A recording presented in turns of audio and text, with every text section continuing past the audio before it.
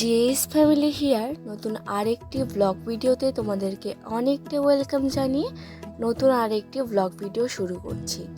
রোজই তোমাদেরকে বলা হয় যে সব কিছু নতুন, ব্লগ নতুন, কিন্তু কি বলো তো, আমিও তো সেই পুরনো, সাথে সেই একই কাজবাজ, একঘেয়েমি জীবনযাপন, সব কিছুই একই। শুধু তোমাদের সামনে তুলে ধরার চেষ্টা করি সব কিছু একটা ব্লগের মাধ্যমে, এইটুকুই। রোজকার মতো প্রতিদিনই চেষ্টা করি নতুন কিছু করার, কিন্তু সত্যি বলতে এই বাড়িতে বসে তার থেকে বড় কথা যে একা, ঠিক আছে, একা আর কত কী বা করতে পারি, তাই না? আর এখন তো উঁচুতে ওঠে কাজ, এগুলো তো একবারে নিষিদ্ধ, একদম বন্ধ এইগুলো। তো সেগুলোর বাইরে এই ধোয়া কাচা এগুলোর বাইরে না এখন দেখানোর মতো কিচ্ছু নেই। আর সত্যি বলতে রোজ রোজ একইভাবে ব্লগ করতে আমারও ঠিক কেমন জানি একটা একঘেয়েমি চলে এসেছে। বাইরে তো যাওয়া বন্ধ, আর বাইরে গেলেও তো সেইভাবে এখনও ব্লগ করা স্টার্ট করিনি। তোমরা সকলেই জানো যে কোথাও গেলে সেইভাবে কোনো দিনই ব্লগ করা হয় না। তো এদিকে দেখো, আজকে সকাল সকাল যতক্ষণে রোদ উঠেছে আর কি, তারপর কিন্তু আমি এদিকে দেখো কাপড় এগুলোকে ভালো করে সার্ফের জলে চুবিয়ে দিলাম। আর এদিকে সাদা একটা হাইনেক রয়েছে, তো সেটাকে ভালো করে কেচে দিচ্ছি। কয়েকবার পরা হয়েছে, সেরকম কিছু নোংরা না। ওই ধরো যখন সোয়েটারটা হাইনেকটা পরি, তারপরে খুলি, তখন ওই কপালের সিঁদুরটা একটুখানি লেগে যায়। তো সাদা জিনিস তো বুঝতেই পারছো, সেটার মধ্যে যে কোনো দাগ, আর সেখানে তো সিঁদুরের একদম লাল দাগ পড়ে গেছে। তো 3-4বার পরা হয়েছিল এটা, যখন বাবার বাড়িতে গেছিলাম তখন মেলায় পরা হয়েছিল আর কি। আর তার আগেও পরা হয়েছিল, কাঁচা হয়নি, সেইভাবেই রাখা ছিল। তো এইবার ভাবলাম যে না, বেশ অনেকটাই নোংরা নোংরা লাগছে, সেই জন্যে কিন্তু আমি এটাকে ধুয়ে নিলাম। আর এদিকে দেখো রোদ্দুরটাও কিন্তু বেশ ভালোই দিয়েছে। আর এদিকে চলে আসলাম, হাইনেকটাকে প্রথমে কেচে সম্পূর্ণ আলাদাভাবে কেচে এটাকে কিন্তু এদিকে মিলে দিচ্ছি। কারণ জানোই তো, সাদা জিনিসে একটুতেই রং লেগে যায়, সেই জন্য। তো এদিকে যে আমাদের ছোট্ট একটা কমলার গাছ লাগানো হয়েছে, যদিও এতদিনও ফল দেয়নি, এখন ফল হলে সেটা লেবুতে পরিণত হবে কি না জানি না। তবে বড়মশাই বলেছিল যে এই কমলা লেবুটা নাকি এই সাইডেই হয়। তো এদিকে সেখানে ধুলো লেগে যাওয়ার কারণে আমি একটুখানি সাইড করে নাইটিটা এই পাশে দিয়ে হাইনেকটা ওই সাইডটাতে দিয়ে দিলাম। তারপর এদিকে দেখো, কাজ বাজ তো শুরু করতে হবে, রোদ উঠে গেছে। তো সেই জন্য আর দেরি না করে জামা কাপড়গুলোকে ভিজিয়ে নিই। এদিকে দেখো সকালবেলায় চলে আসলাম হলো রান্নাঘরটাকে সুন্দরভাবে লিপে নিতে। কালকে ননদ এসেছে, সাথে ননদের ছেলে, সাথে ননদের বর। তো নন্দাই যাকে বলে, ননদের বর চলে গেছে সকালবেলাতে। কালকে রাত্রেবেলাতে মাংস নিয়ে আসা হয়েছিল, তো সকালবেলাতে শুধু ভাত করা হয়েছে। আর সকালবেলাতে শুধু অল্প করে ভাত করা হয়েছিল আর কি। আর সাথে তো মাংস ছিল, সেগুলো নিয়ে বড়মশাই চলে গেছে। রান্না বান্না কিন্তু সম্পূর্ণ পড়ে রয়েছে। জানোই তো, বড়মশাইয়ের যদি কোনোদিন রান্না না করে দেওয়া হয়, বা কোনোদিন যদি সেরকম অবস্থা সিচুয়েশনে পড়তে হয়, তাহলে কিন্তু ঠিক এইভাবেই দুপুরবেলাতে আবার রান্না করতে হয়। আর এখন তো শীতের সময়, জানো তো, সকালবেলা যদি ঠিকঠাকভাবে রান্না না হয়, সকাল দুপুর রাত 3 বেলায় রান্না করতে হয়। আজকেও ঠিক 3 বেলায় রান্না করতে হবে। কিন্তু সকালবেলাতে যেহেতু বড়মশাই আমাকে সকালবেলা ঘুম থেকে উঠতে বারণ করে না, বিছানা ছেড়ে উঠতে বারণ করে, বা ঘুম থেকে উঠে গেলেও কোনো দিন বলে না যে উঠে এসো বা কিছু করতে হবে, কারণ ঠান্ডা লেগে যাওয়ার জন্য সকালবেলা আমি নিজেও উঠি না, আর বড়মশাই কোনো দিন উঠতে বলে না। আর যদিও উঠে, বড়মশাই বলে যে গিয়ে এমনি লেপের তলে পা দিয়ে বসে থাকো। তো এদিকে দেখো মেজদি যাবে মিষ্টির স্কুলে, ওর আজকে পরীক্ষা রয়েছে, তো সেই জন্য স্কুলে যেতে হবে।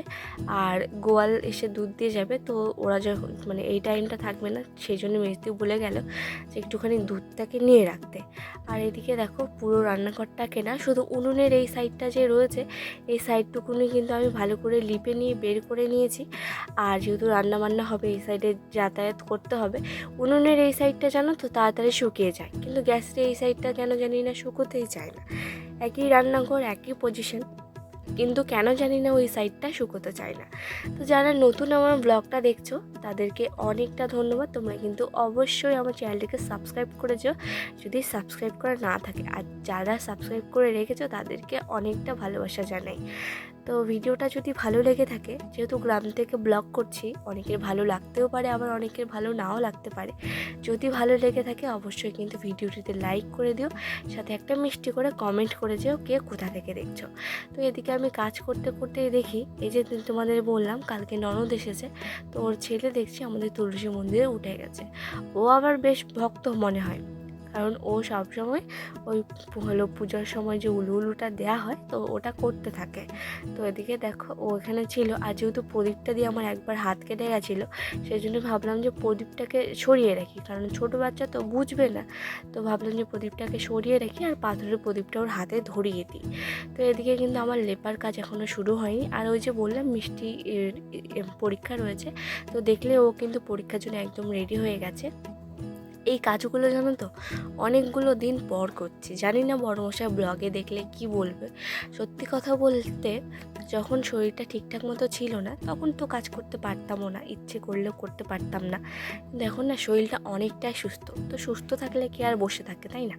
তো সেই জন্য ভাবছি যে আগে যেমন পুরো বাড়ি একসাথে লেপার চেষ্টা করতাম, এই পুরো গলিটা একসাথে লেপার চেষ্টা করতাম, তো বা লিপতামও, তো সেটা এখন আর করছি না। এই রান্নাঘরটা দেখলে এক সাইডটা লিপে নিয়েছি, আর ভাবলাম এই সাইডটাতে না খুব একটা মানে কেমন একটা ওই যে দেখতে শ্যাওলা শ্যাওলা পড়ে গেছে, সবুজ সবুজ হয়ে রয়েছে।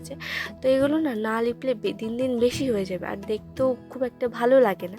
তো সেই জন্য চেষ্টা করি, মানে এখন ভাবছি যে টুকিটাকি করে এইভাবে ছোট ছোট করে একদিন এইটুকু, তারপর মানে একদিনে যে কাজটা করতাম সেটা না হয় 3-4 দিনে করব।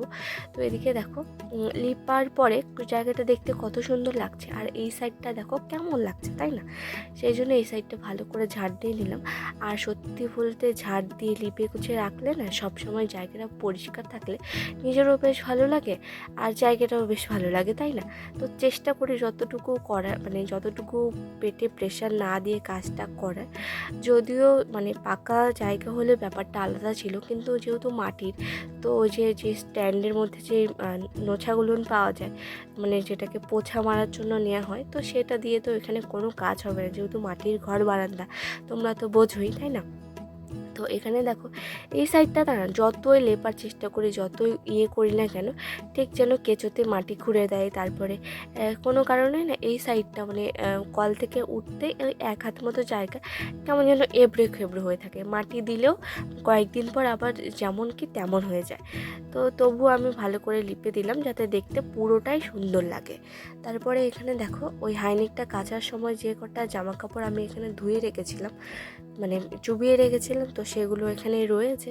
এগুলো এইভাবে বাথরুমের উপরটাতে দিয়ে কাচ্ছি ভালো করে, কারণ এই সাইডটাতে দিলে পেটের মধ্যে চাপটা একটুখানি কম পড়ে, যেহেতু উঁচুতে কাজগুলো করা হয় সেই জন্য। তো চেষ্টা করি যে যদি যখন বেশি জামা কাপড় থাকে তখন এইখানটাতে নিয়ে এসে কাচার, কারণ এইভাবে করলে পেটে চাপটা কম লাগে, সেটা কাজের পক্ষেও ভালো আর আমার পক্ষেও ভালো, তাই না? তো কাজ তো করতেই হবে, কিন্তু কাজটা একটুখানি সাবধানতার মধ্যে দিয়ে করলে বেশ ভালোই হয়। তো পুরো ব্লগটা দেখতে থাকো, আশা করছি ভালো লাগবে, আর অবশ্যই কিন্তু চ্যানেলটিকে সাবস্ক্রাইব করে দিও।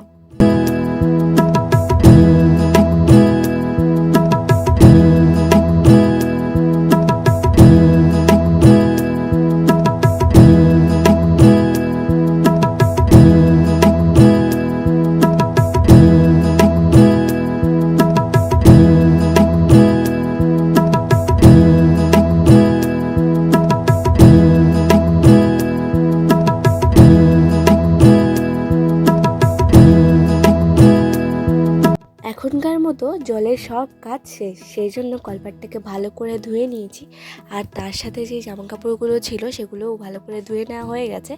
আর এখন দেখো যেহেতু বাড়ির মধ্যে একদমই রোদ্দুর আসে না, সেই জন্য যে জামাকাপড়গুলো একটুখানি মোটা রয়েছে সেগুলো বাইরে মেলবো, আর শাড়িটা এখানে উঠোনের মধ্যে দিলেও কিন্তু ভালোভাবে শুকিয়ে যাবে।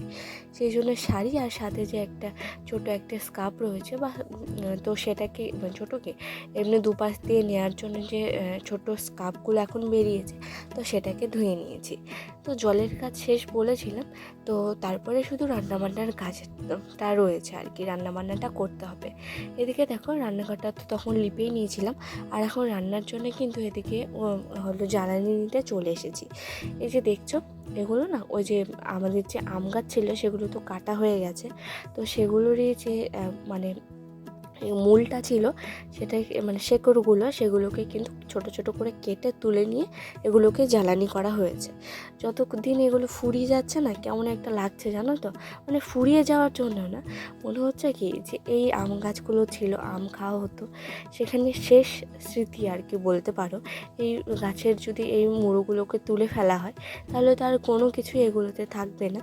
তো সেটাই ভাবছি, দিন দিন সব স্মৃতি যেন কোথায় হারিয়ে যাচ্ছে, সব স্মৃতি যেন কোথায় মুছে যাচ্ছে, তাই না? তো এদিকে দেখো রান্না বান্না আজকে ভাত হবে এখন, সাথে একটুখানি ধনেপাতার চাটনি হবে। আর এদিকে কিন্তু বেগুন, আলু, টমেটো, মূলো, সিম এসব দিয়ে একটা তারপরে মানে পাঁচমিশালি মতো একটা সবজি হবে আর কি। তো এদিকে বাবা বলেছেন ননদকে রান্না করতে, মেয়ের হাতে খাবে নাকি আজকে। তো সেই জন্য আমি ভাতটাকে বসিয়ে দিয়ে নিয়েছি, আর তার সাথে এদিকে একটুখানি সবজিগুলোকে কেটে রাখছি। আর এই যে ছোট ছোট বেগুনগুলো দেখছো, এগুলো আমার বাবার বাড়ির সাইড থেকে নিয়ে আসা হয়েছে।